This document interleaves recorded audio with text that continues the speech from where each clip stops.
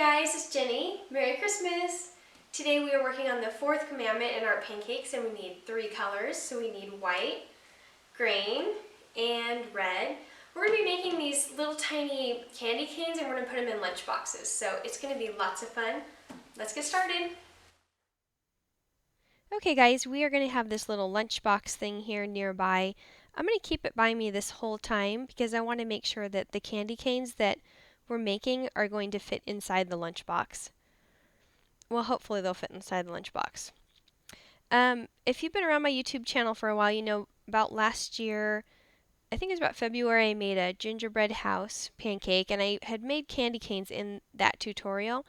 And I noticed that it was way easier to make dot candy canes than to try to outline them and make them the outlines really skinny and fill them in. It just seemed like a recipe for a disaster. So I like these dots. I think it works really well. So our theme today is going to be J for Jesus. And if you take a candy cane and you flip it upside down, you'll see that it makes the letter J, obviously.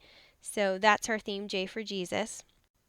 We're working now on the fourth commandment in our pancakes, which is to remember the Sabbath day, to keep it holy.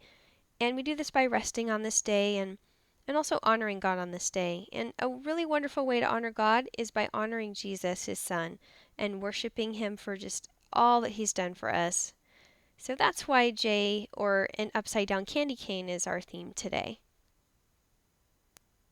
I wish that my hand would not have been in front of the camera here because you couldn't see how to make the holly leaves, but I hopefully it seems pretty straightforward. And also I made some veins here for the holly leaves, and obviously I made several, which that's what those lines are. It's just going to make the whole thing look 3D.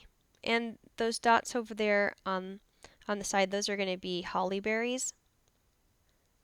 So I recently bought this book. It was called The Legend of the Candy Cane for my kids, and it's a really neat book. It talks about the colors of the candy cane, and the red represents Jesus' blood and how he died on the cross for our sins. And the white represents purity, since our sins are forgiven because of what Jesus did, and we can be washed white as snow. So it's a pretty cool book. I recommend it. It's really good. In a minute here, you'll see how I am going to be showing you an upside down J. Yeah, upside down candy cane, I mean, for Jesus.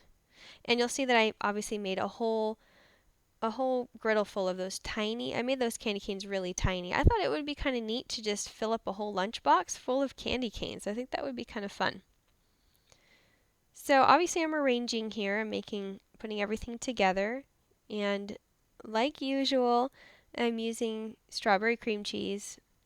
My son just loves that strawberry cream cheese, so I always have it around. It's pretty handy. And I'm using it. I don't want to call it glue because obviously glue and food don't really go together, but it's the only thing I can think to say. It sticks, it makes these holly leaves stick.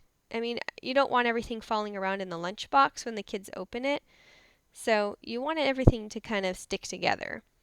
And right here I'm going to be putting on a little bit of that strawberry cream cheese on that vein.